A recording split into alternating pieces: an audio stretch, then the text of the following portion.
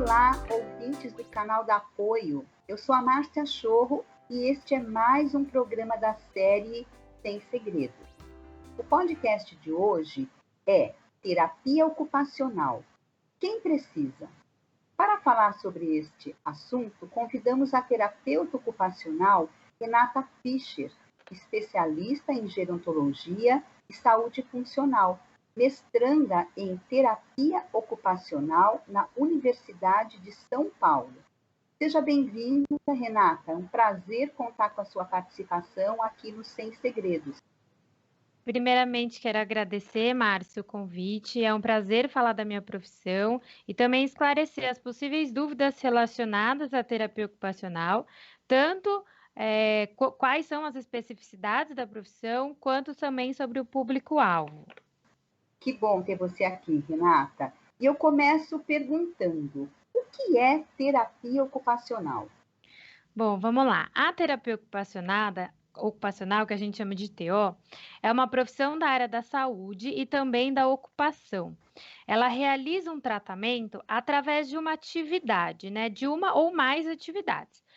O nome da profissão vem da sua prática mesmo, então, terapia através da ocupação.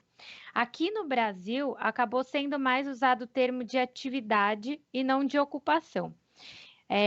Para se considerar, né, terapia ocupacional, é necessário que haja um terapeuta ocupacional em ação, né, num processo terapêutico. Fazer uma atividade por simples prazer ou hobby não é tratamento, é apenas uma atividade sendo feita, né? Às vezes existe uma fala muito errada em alguns programas de televisão, onde passa alguém pintando ou costurando e dizendo que está fazendo sua terapia ocupacional, como uma forma de ocupar-se um tempo vazio. Então, isso não é a terapia ocupacional, isso é a pessoa fazendo sua atividade. Pois é a partir de uma avaliação clínica mesmo que o TO vai identificar as demandas daquela pessoa e assim fazer seu raciocínio clínico, né, para cada atividade e pessoa, que a gente chama dentro da profissão como análise de atividade, que é uma das especificidades também da TO. Interessante isso que você colocou. E quem são as pessoas que podem se beneficiar com a terapia ocupacional? Olha, Márcia, todas as pessoas que por algum motivo tenham seu cotidiano interrompido, fragilizado ou com alguma dificuldade em desempenhar seus papéis ocupacionais. O que seriam esses papéis ocupacionais? Todas as suas atividades do dia a dia, né? Eu, por exemplo, né? Você ser mãe, você ser esposa, você ser profissional, você ser filha, ser neta. Então, tudo isso faz parte dos meus papéis ocupacionais.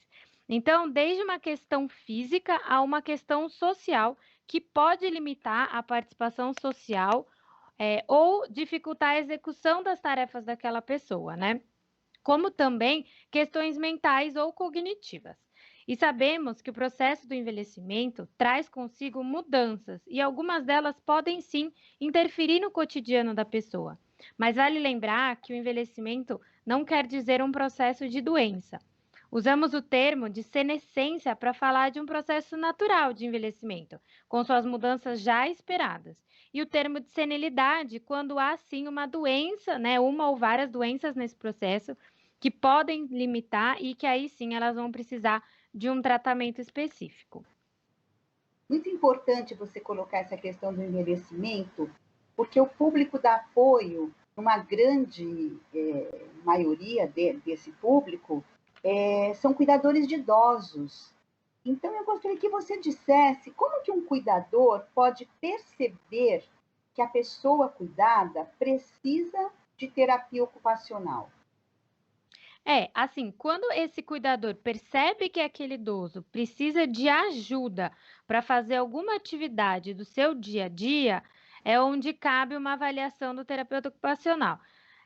Então, vale ressaltar que o TO é um profissional que faz a avaliação, é um dos profissionais que pode avaliar essa questão das atividades básicas de vida diária, né? Que são as atividades de autocuidado, tomar banho, se trocar, comer, a higiene. Mas que é da especificidade da ATO as adaptações e orientações em relação a essas atividades, né? A gente faz o treino de atividade tanto com o cuidador, né, para auxiliar esse idoso, como também treinar o próprio idoso a fazer essas atividades. Então, pensando como aquele cuidador pode auxiliar na execução sem fazer pelo idoso, né, mas sim com o idoso, mantendo ainda suas habilidades e potencialidades ativas durante essas atividades cotidianas. E é de extrema importância manter o máximo de autonomia e independência do idoso, sempre, né, a gente visando a segurança e a funcionalidade. Outro ponto também que o cuidador pode perceber é a questão de se o idoso está com algumas confusões, né? Com desorientação temporal, então se ele não está sabendo que dia que é hoje, por exemplo, alguns esquecimentos, é onde eu deixei tal coisa. É um ponto que também pode interferir na rotina daquele idoso e precisa ser avaliado e planejado uma intervenção. Lembrando que, né, dentro de uma intervenção com o idoso, a gente também tem a família, que às vezes é o cuidador, né? Como também um cuidador formal, também fazem parte, né, ativa de todo esse processo terapêutico. E você falou de segurança, né? E o índice de quedas na velhice é muito grande, né? A terapia ocupacional, ela pode ajudar a diminuir o risco de queda? Com certeza, Márcia, principalmente dentro de casa. Algumas mudanças, como forma de prevenção de uma queda, podem fazer a diferença. Aliás, todo ano há uma semana de prevenção de quedas no mês de junho, e no ano passado o tema foi exatamente mudar um hábito faz diferença. Então, de uma forma geral, né, falando de orientações gerais para todo mundo, sempre falamos dos tapetes, né? Aqueles de crochê lindos que a gente coloca no banheiro, na sala, na cozinha, porque a gente pode tropeçar. Inclusive os fios soltos, né? Quando a gente liga um rádio ou um ventilador. A gente acha que está acostumado, que está prestando atenção naquele objeto, porém, em um desvio da nossa atenção, a gente tropeça e pode sim cair. Eu também oriento sobre iluminação no quarto, né, no caminho do quarto ao banheiro, principalmente à noite, pois os idosos costumam levantar bastante, né, para ir no ambiente e um ambiente iluminado vai prevenir uma queda. Algumas luzes de vigília que a gente coloca na tomada mais perto do chão, que ilumina o caminho sem iluminar a casa. No banheiro é o ambiente onde há mais queda em casa. O que eu oriento sempre é a barra de apoio. Mesmo que não haja uma limitação física, eu falo em qualquer idade seria importante, pois temos uma maior estabilidade, né? Quando a gente tem um lugar seguro para segurar durante o banho, e não o registro do banheiro, por exemplo. Prestar atenção no tapete que compramos, por exemplo, para colocar no box, né? Sempre optar por com um tapete com ventosa. E outra coisa é sobre o box, né? A gente fala para não ter aquele de vidro, pois, né, se a gente cai e apoia numa questão de vidro, pode ser pior. Vale lembrar, né, o último ponto, que é um assunto muito grande, mas é sobre os calçados, né? A gente avaliar o que a gente usa para andar. Não escolher aqueles de sola lisa, aquelas pantufas que fazem a gente escorregar. Como também não optar para o outro extremo, né? Aqueles sapatos muito emborrachados que eles brecam a gente no chão. Então, sempre escolher um com um solado estável, que prende no pé como um todo, que o pé não fique saindo nem machuque o pé do idoso enquanto ele anda, porque muitos idosos têm deformidade nos pés. Então, se um sapato está doendo na hora de andar, pode dar uma marcha, né, mais instável.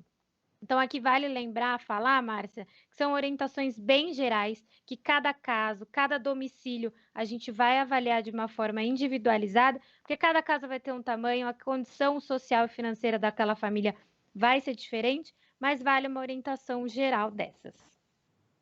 Olha, você disse orientações bem gerais, mas eu acredito que todos que estão nos ouvindo vão aproveitar bastante essas informações, esses detalhes que você deu sobre rotinas, sobre a arrumação da casa, fios, tapetes. Acho que tudo isso realmente foi muito válido e todos vão aproveitar bastante.